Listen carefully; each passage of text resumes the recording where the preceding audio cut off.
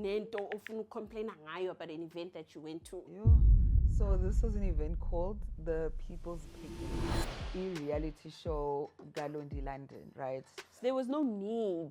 Nobody's watching Londie and saying, "Woo, Yeah. mangabukela Londie London more often." Yeah. And you? I'm gonna be at Sjava. And when's Sjava? Sjava's on Monday, on the 15th of June. Oh, okay, cool. Yes, so I'm gonna... Sjava yena nimkhanselang? Hi friend, nina ni selective ngokucancela kwenu. Hayi aniyeke nus.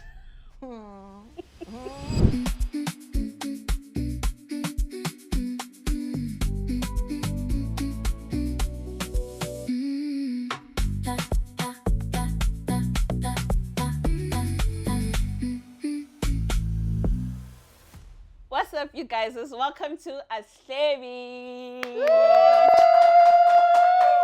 I go by the name of Khanyisa. When you see me, say hi, Mama Shilu, and I'm not here alone, you know. Nombulelo Fox, your favorite girl in all things, TV show, commentary, and films, etc.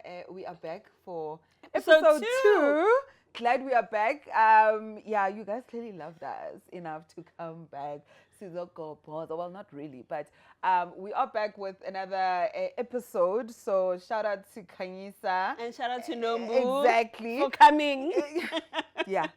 But yeah, today's show is going to be jam-packed. I think first episode, you know, we're still testing the waters out, Konalapo. But we're still going to keep things, still entertainment and pop culture as well. But before we get into today's episode, I just want to say, like, how are you, friend? Like, how's your Hold heart? my hand. As Ulungelo would say, how is your heart today? Hold my hand. I'm good. I'm happy to be here. I'm chilled. Yeah. My weekend was great. Could have been bad, but I'm good. I'm good otherwise. Yeah. And you, Fred? It's been good.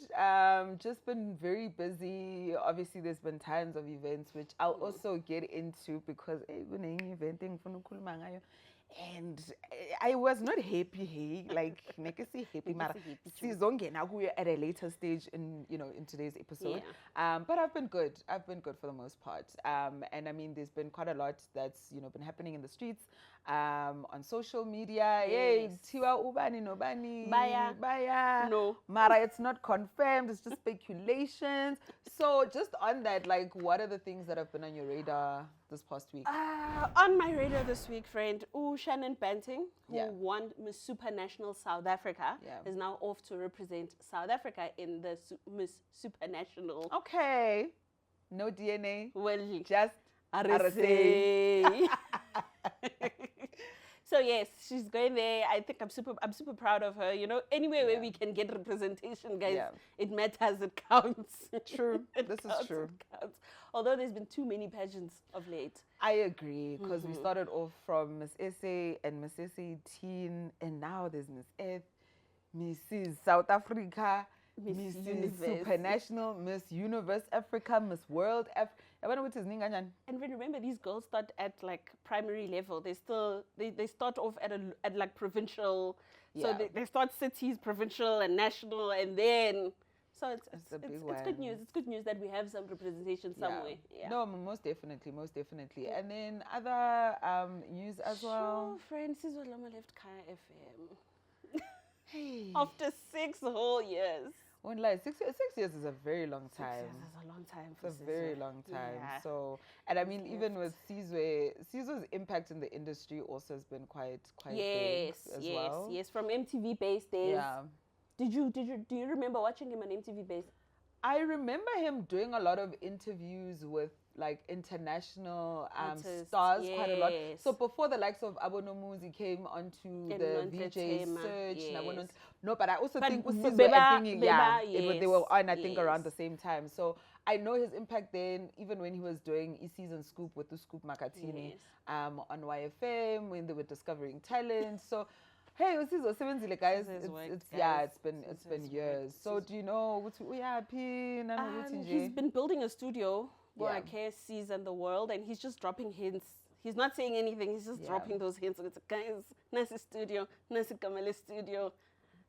Make it make sense. I wonder. It makes me think though, could it be a new radio station? And I only say this because his nemesis Unathi also had launched her own radio station, right? Yeah. And I know at the time when I even spoke about it on social media, it was rumored Uti should be working with DJ Fresh, and now DJ Fresh Fresh is going to be replacing Sizwe basically on Khaya FM. Yeah. And he's going to be there with Utato. He used to do Utato and Tato Breakfast Show on YFM back in the day. I don't remember listening to it. Yeah. But I know it was iconic enough ukuthi isakhulunywa namanje abantu bebayimamela. Yeah. So yeah, no, interesting. Because imagine, if Unathi and Fresh were meant to work together, what then happened? Because if he's coming back onto commercial radio, what's brewing there? You know, Fresh has that podcast of his, Wow. Yes. On that podcast, he said, Guti, it got to a point working for 93.8. I think that's the station, working for it. It got to a point where people weren't getting paid. And so he felt like, if I'm not getting paid as Fresh, it's okay. But what about other people? So I can't keep working for a station that is exploiting other people in hopes that one day something will happen. And also, when you look at Fresh, you think he's getting paid because of his name, whereas he wasn't getting paid. So he said that it became that it wasn't sustainable for him to stay there. And so net demand Tato and Tato has been. So he just said, let me just go to Khaya and cut my losses. Sure. Okay. No, that's interesting. Yeah, but I mean, we'll obviously see the moment he starts because he's only starting in July. Yes. Currently, Unati's ex-husband is on. Thomas. So we'll obviously see how that transition is, and also with where Thomas is also going to end up if he's only filling in for that particular time slot. And I think I wanted to bring up another story which is quite tragic, right? That it's also been something that has been in the headlines, but I feel like people are not talking about it as much. And I also partially blame just how there's just so much happening in the country at the moment, is the passing of one of the members, Eze Malumzontex, or Oskanyati. And it's just unfortunate because he was unfortunately gunned down as he was heading into, I think it's called Blue Valley Estate and Centurion. And unfortunately, 2 people were gunned down, including him, while the other 2 are currently injured. And it is quite sad because I think seeing, especially in the last couple of years, so many South African artists and talent are literally dying from gun violence. Is just not normal. I think back in the day, because we weren't necessarily privy to a lot of artists going out, but it also seems like since, I want to say maybe from like 2019, it's just been gun violence. It's a lot. Remember, back in the day, it was just AIDS that was dealing with them. Now, HIV related illnesses. Yes. So now it's a lot of gun violence, aka DJ Somebody, Peter, the one that does the ballads. Even Pro Kids' younger brother as well. Also Red same. Button. No, not Red Button. It's Red Button. City Lights. Thank you to our live audience member. So it's just unfortunate because so many of them are so young. I think they were at the peak of their careers. And to just see them go out in this manner is just, it's sad. It's quite very sad. Disappointing. So I City said, and it also makes you wonder, what are these people involved in? Yeah, partially true, but at the same time, I also feel like the country that we're also living in now is there's just so much crime happening as well, and safety abantu is also brought into question. So it is a mix. Remember, remember Duma died. Duma that was shot on the N3. Yes.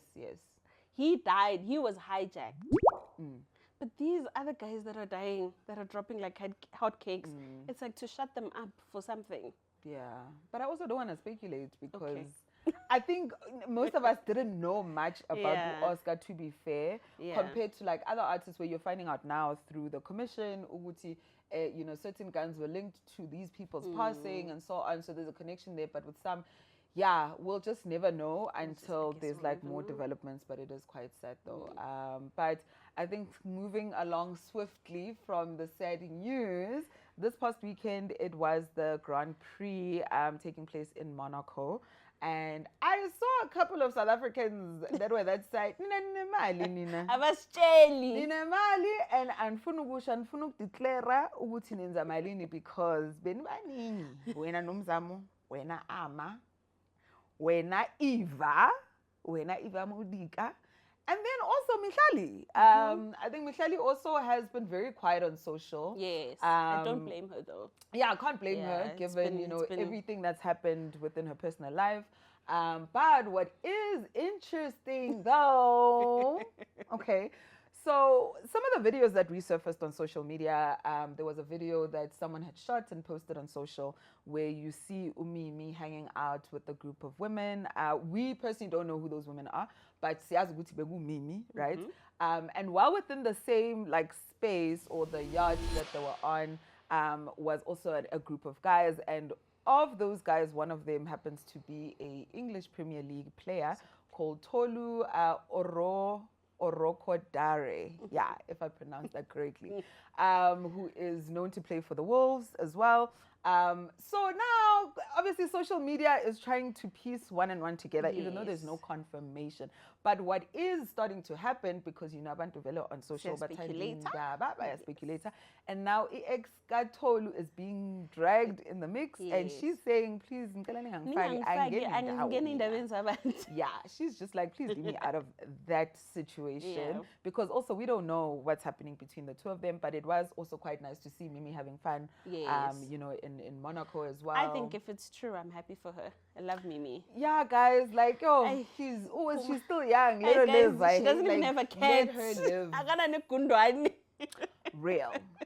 So let her be, man. I'm happy for her if that is true. Yeah, I think. And I want it to be true. Girl must eat pounds. Pounds. Must eat euros. Big facts. But I mean, speaking about celebrities overseas, now there is a very famous couple, and when I say famous, very infamous at that, that is currently in the US at the moment, fighting for their lives. And they've been fighting for their lives even before they were in the States. So we are talking about Mel and Pete Verleon. Yeah. Remember how they dragged us South Africans and they said, hey, violence in South Africa. Yeah. So they went off to the States and they were living there for quite some time. And then a few months back, they were actually arrested for shoplifting groceries at a supermarket. So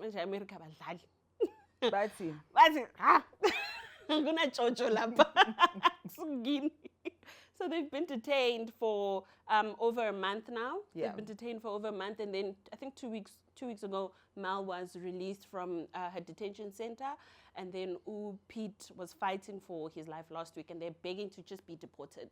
Yeah, but now it's going to be awkward though the moment they come back, because why are you coming back to a country that has been horrible to you?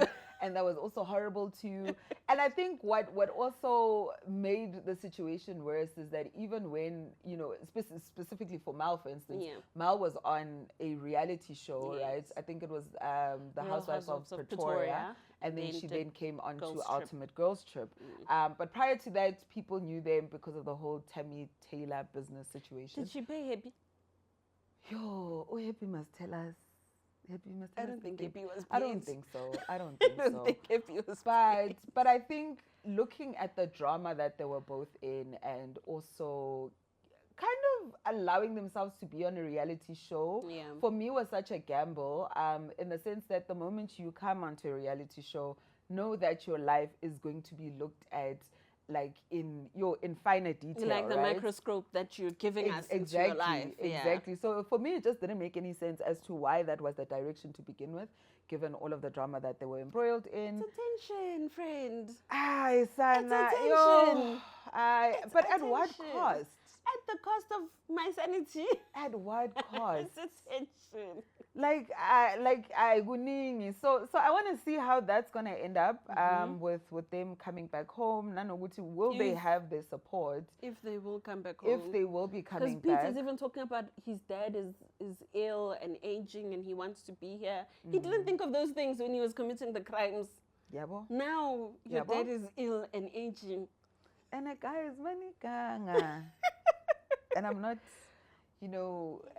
alleging or anything, but don't come onto reality shows, guys, because people will dig, and then jiggy is tolama skeleton yoguti. This is what happened, and whatever the case is. And speaking of reality shows, right? So one of my so a couple of my followers the other day were talking about a reality show Londie London, right? So this has been also a very big conversation that has been happening on social. And given the fact that in the first episode, Nganjela Ngatangisha was going to go to the watch party. Yes. So the watch party happened. So the watch party was great. So yeah, we watched the first episode. It was great vibes and everything. I think for me, watching the first episode of any reality show, I just need to know who's who, right, in the mix, and who we will kind of see in But just a question, being in that room, how was the people who were in that room with you receiving the show? Look, everyone was very positive about it. I personally didn't have a chance to literally speak to every single person, but I think looking at Londie's family and friends, everyone was super stoked, even the team that worked behind the show. So everyone was happy, they were impressed and everything. And then, of course, there was us, the content creators and the viewers, and that was I guess for us, it was tricky in the sense that the first episode is very hard to always judge because, as I said, you are introing what the show is all about. You are getting introduced to Umama, Upudi, the kids, and everyone else. So there's not really much to talk about. But I guess as time went, people felt as if the show wasn't really giving anything new, right? And I had to then watch all of the episodes, the first 3 episodes that I've aired already, to kind of determine whether or not that was true. And I hate to admit confirm that it is but true. That was the case. Yeah, friends, right? The reality that shows. Choose your words wisely. I don't think I'm the target audience for that show. I don't think it's a target audience issue. I'm trying to not use the P word. No. So I get what you're trying to say. Yes. However, I don't think it's that. I just think could be the timing, right, of the show, and the direction, or whoever's in charge of compiling the storyline, so to say, regarding whatever's happening around her life. Because what I gathered, and I don't know if you would agree, is that the show almost feels like a recap of the things that we've seen on social media, i.e. what happened on Real Housewives of Durban, and that supposed court order that Londie had against Umini, and the husband thing, and the whole thing with the ex, and so it just feels like we're revisiting stories that have already been shared in real time. I also don't think Londie needed a reality show. There was no. I can agree with that. There was no need. Nobody's watching Londie and saying, "Woo, mangabukelu Londie London more often." Yeah. There's no need for Londie to give us a reality show. She's a great girl, and I think the only parts of her show that I actually enjoyed is the parts where she showed her business, because it's great to see that her business is actually expanding from hairpiece, and that now she has a salon. But other than that, she doesn't post her kids. Her kids don't do a lot of promo. Oh, I'm excited to see your kids. Her mom is quite interesting. Yeah. She's a firecracker. She's a firecracker. And she doesn't even drink or smoke or do half the things that Londie does. Yeah. So it shows Gucci. That's her, Agafagi that much effort. It's just that's how she is. But Londie as a whole, I don't think a reality show big I deserve, but I don't see the audience for her reality show. But anyway, Silana, the show is here. And how do you feel? I think this is also another topic that people would also just talking about as part of the show, around Londie and mentioning the fact that one of her kids has autism, right?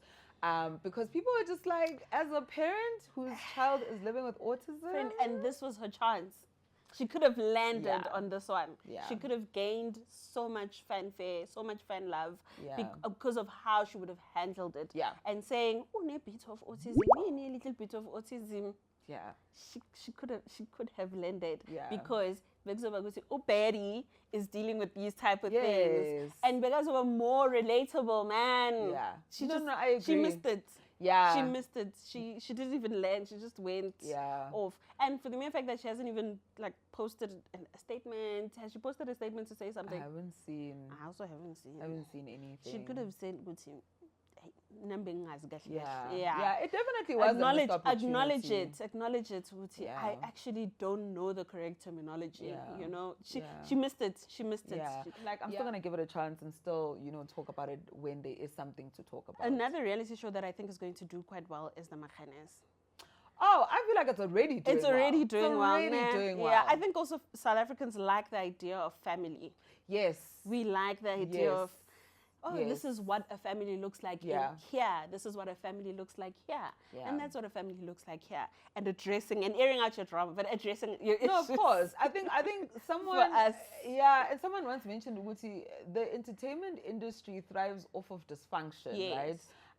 Besides it, and I guess dysfunction is entertainment for a lot of people, and the moment you've got so many different characters who are so different, but there's always something to point out. It'll give something, to talk about. And I mean, we've had the conversation around the Makhanes in the first episode and how things went. Little did we know. Little did we know. I love finding out. I'm just like, find out. But it's still entertaining regardless. I think they are also very, very realistic in how they're showing Wuti. Yes, this was a family that was well known back in the day and they used to be in the spotlight.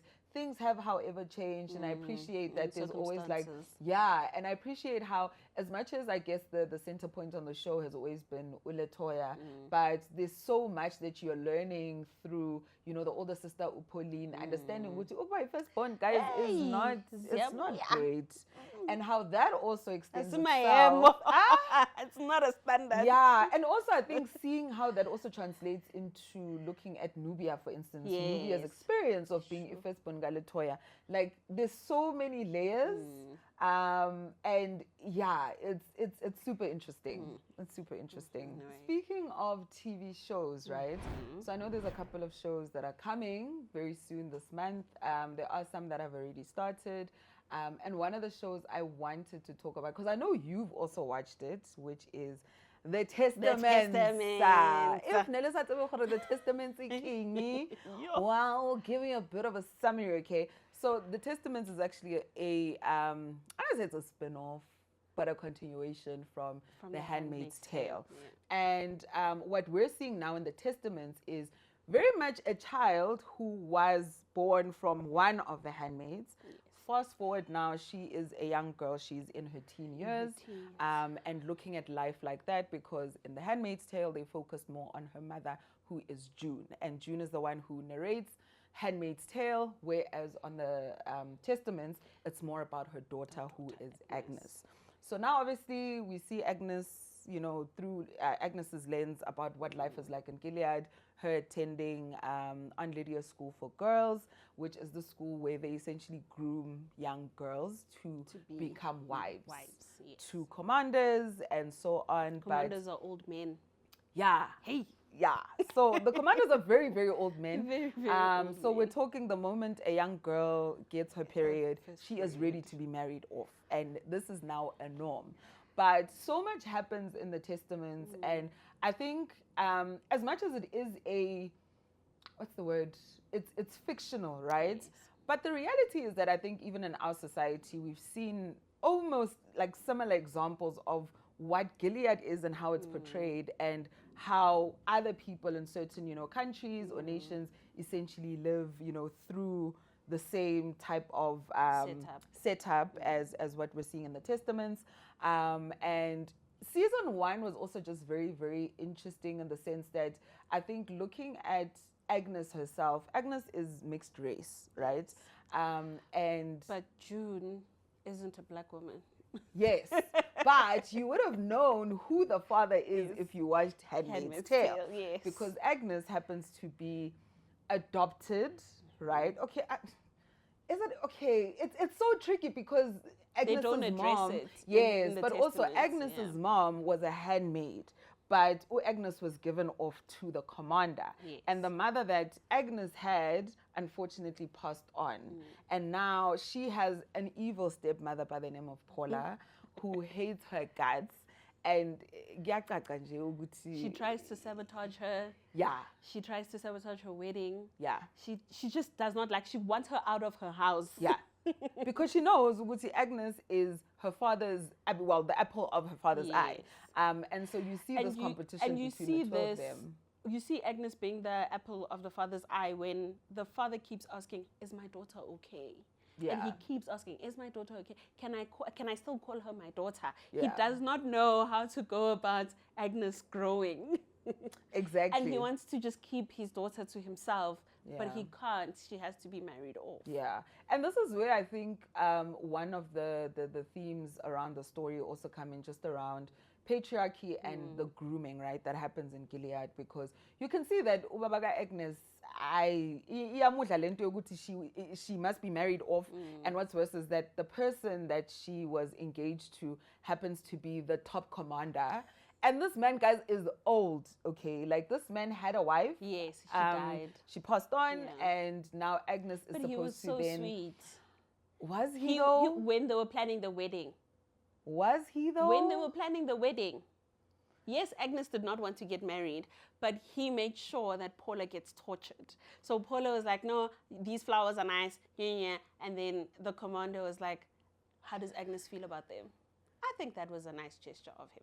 That was nice of him. I feel like he was pretending. And the reason why I'm saying... Really? Yes.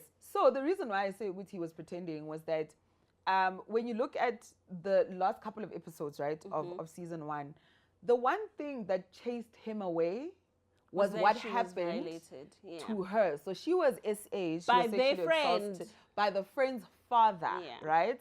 And for me, that was very much evident. Oh, Gilead will always be a man's world. And because to them, exactly, because a sensible person could have said, okay, this person violated you. Let's punish that person. And while that person that violated your future wife is part of the elites, surely you should be practicing what the Republic of Gilead has always maintained. People who commit sins need to be punished for them. But they instead wanted to protect him. They wanted to protect him. And I'm like... So personally, all of those men, like, also those are kids.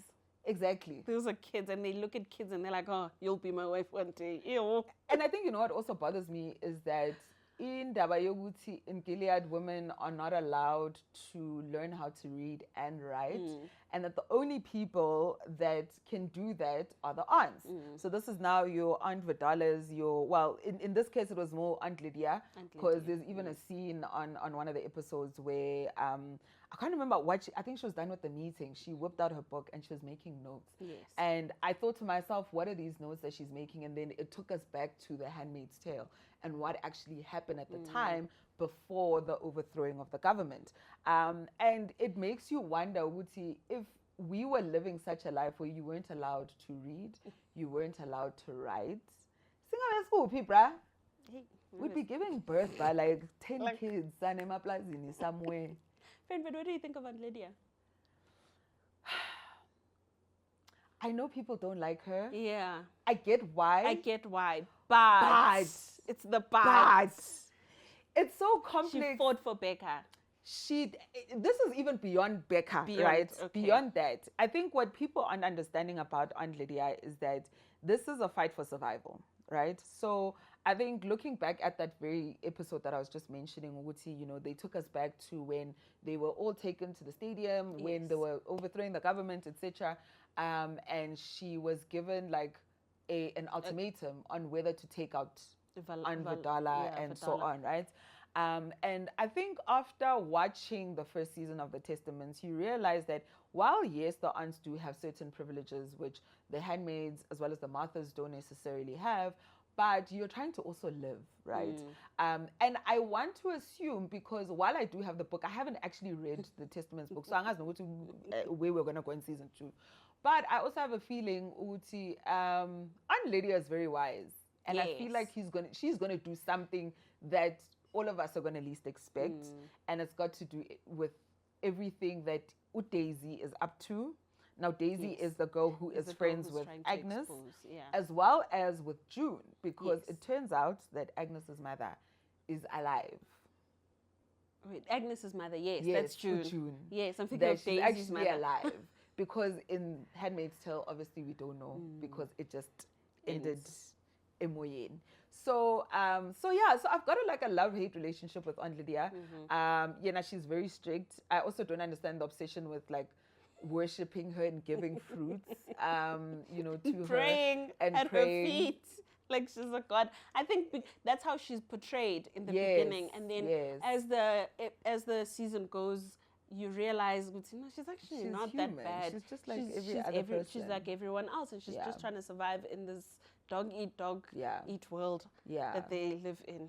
But then I guess it's. Guys, this show is so layered that we could literally go all day. We're not even doing it justice. We're not doing it justice. We're just giving you the highlights so that it doesn't really spoil it for you. Yes. But it's just so layered, and because it comes off from The Handmaid's Tale, which was so successful, there's so much learning, there's so much depth, there's so much realization, I guess, about some truths within society, around patriarchy, around indoctrination as well, that, if anyone is ever interested in those types of shows, this would definitely interest you. But I see Uti, they've got a season 2, so Nazi Sizobona Uguti Izanini. And so do check it out. It is streaming on Disney Plus, and that's season 1 of The Testaments. Okay, and then some of the new shows that are dropping, friend. EVOD, you know EVOD, right? Yes. What is EVOD? EVOD is ETV's streaming platform. Because a lot of people were asking, what again? EVOD? I'm like, guys. EVOD has dropped a teaser for their new show, Bukhadi Chong, that is dropping on the 11th of June. And the show focuses on music, betrayal, legacy, and family. Yeah. So it's giving the polygamy. Everyone is heading the polygamy direction. Sitcom. And I do feel like we are missing sitcoms. We really are missing modern day sitcoms. Witchcraft, polygamists. And taxi violence. Yeah. And drugs. Yeah. Drugs. And then another show that's coming up. Conrad Mamabulo. Remember Conrad from Skimsa? Yeah. Conrad Mamabulo and Buntle Serai are going to be starring in the Mzansi Magic Show miniseries Kenyala Jwang. That is on the 15th of June. Okay. So next week, Monday. Yeah, you can watch that next week, Monday. And then there's The Polygamist. We are all waiting for The Polygamist. Hey, good evening, by pushing. Hey, good evening, by advertising Polygamist. But I won't lie though, the trailer is fire, okay? And I was trying to remember the Ustu's character. Yeah, can't wait to see what Ujonasi he has in store. Doing. I think I'm excited for Ustumo to be in a different role. Yeah. Yeah. Isibaya, he did it. It was nice. And then, so I just want to see him in a different role. And then lastly, the Masked Singer returns. Whoop, whoop.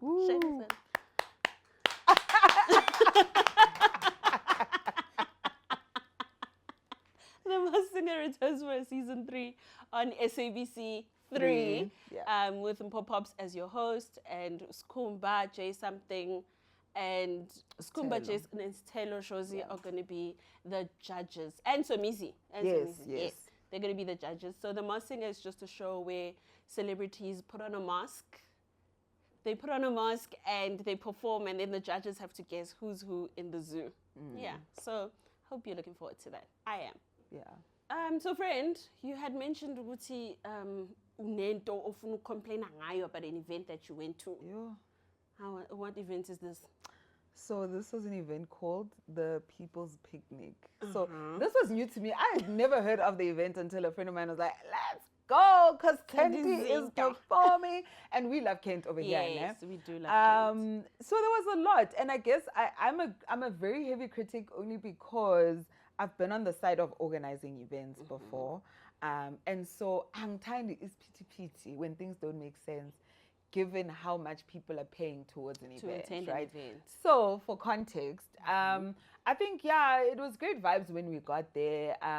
But I think when things started going left was in the lineup. And this is where I'm going to have to come for both like event organizers, but also artists, right? Okay. Because by you being late, it literally pushes the entire lineup out. Now I'm talking to the artists. The moment you're late, it pushes everything out. But we also expect event organizers to also know and stick to time or pivot and make sure Uguti, you are communicating Uguti. Yes. This with particular artist, with this artist was late because in this case, Kelvin Mom unfortunately was late. Well, we're glad he showed up. At least he showed up. At least he showed up. But he was late. And that really hit the rest of the lineup because Babala was also meant to perform. She was there, but she didn't perform. Now, I was like, okay, as event organizer, surely you can just say, guys, we're having issues, blah, blah, blah. You communicate. Or Babalo perform, and then Kelvin will perform later. Something, but there needs to be movement. You can't be caught not doing anything on stage. And I think because of those two artists and what happened, it almost felt like because the other two main acts being Mikasa and Kent, obviously they were on later on, you know, in the evening, which was great. So that experience for me, I didn't like that. And I feel like we need to really place a lot of responsibility on event organizers and making sure they know how to run events to give a worthwhile experience. Because if you're going to continue hosting these events, you want to give people the best, even if there are slight issues. But it's also, the onus is on you to now explain so that people don't have to question. People are not going onto social media like myself who are now talking about what happened, because now it doesn't necessarily, you know, shed a very good light on you. Second, in the network. Oh, Sana, it was a mess. In the network, and this is the thing, you go to a stadium, network is often an issue because of the amount of people in that space, right? And so this is not rocket science. Same thing happens at events that are also within a smaller space compared to a stadium. And I'm realizing that people are just not investing in, like, I think they call network extenders that allow people to at least be online so that you can pay for things. And we don't take it seriously. Them by the bar. You can put them by the bar. Everybody knows what's going on. Yeah, something. But I think the struggle here is that if you are going to go the cashless route for events, make sure that your infrastructure is set up properly, because you're going to find yourself, man, you're struggling to pay for food and drinks. Nyayibona futhi yokupost on social media because everyone is enjoying the event, but it's those basics.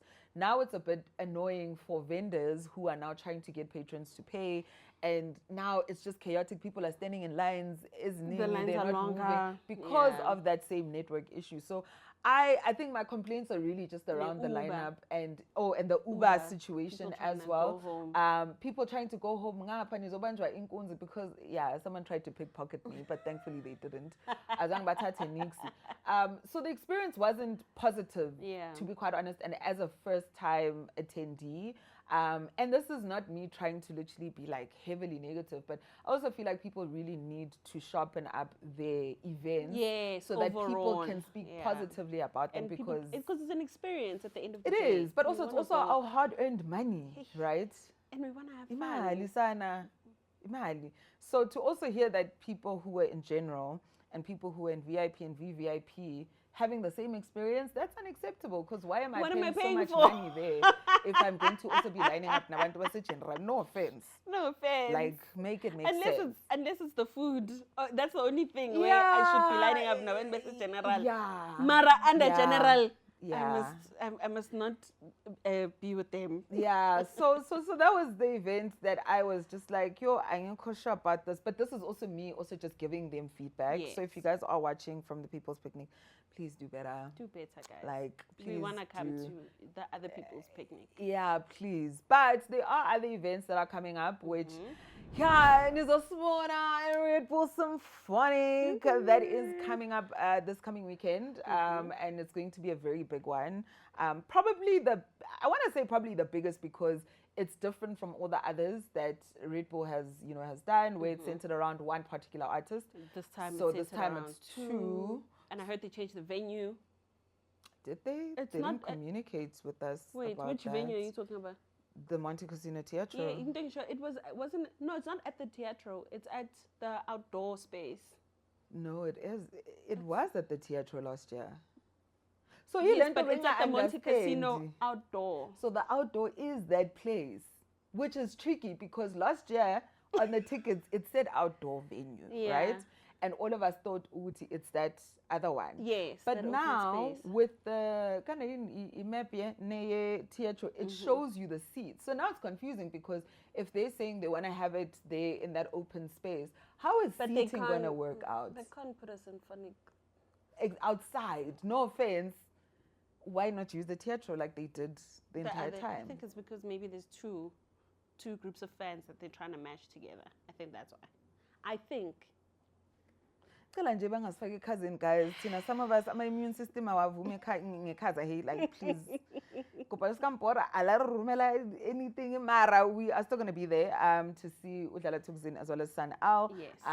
Yeah, so that's the event that I'm definitely going to be. Guyo. And you? I'm going to be at Sjava. And when's Sjava? Sjava's on Monday, on the 15th of June. Oh, okay, cool. Yes, what's Sjava yena nimkhanselang? Hi, friend. Nina ni selective ngokukhansela kwenu, hayi anyeke There's many other people that you guys should be cancelling. Okay, valid. So yeah, I'm just going to be at Sjava. He's doing his 10-year anniversary tour, and this is going to be at the Sunbet Arena. Oh, okay, cool. Yeah, so there's obviously quite a lot happening, Khona, in the streets. So let us know. The 16th. It's a public holiday. Hey, yeah, I can't keep up with public holidays anymore, to be honest. But yeah, I know people are definitely people that need rested. Them. There's people that rely on public holidays. I know. There's people we need to remind to take Monday off. Real. But yeah, there's quite a lot happening, but let us know which other events you guys are going to be attending this month of June, and we'll talk about it. I told my ticket to go to these events and review them. But yeah, that's pretty much it on our Skipine and what's happening in the streets event-wise. And it kind of brings us to the end of today's show. Yeah, I wish we had like 2 hours, but also my attention span. I know with mine doesn't do more than an hour, but it's been great, guys. You guys have been amazing tuning in to this episode until now. And yeah, so I'm going to bid my farewell. So Nombulelo Fox over here, and I am with Khanyisa NM. Thank you. And yeah, catch us in the next episode of Ashlebi on the LMG Creative Network. Don't forget to subscribe, comment, like, share. Yenza Yonkinto. Find us on social, and we'll see you guys next time. Bye.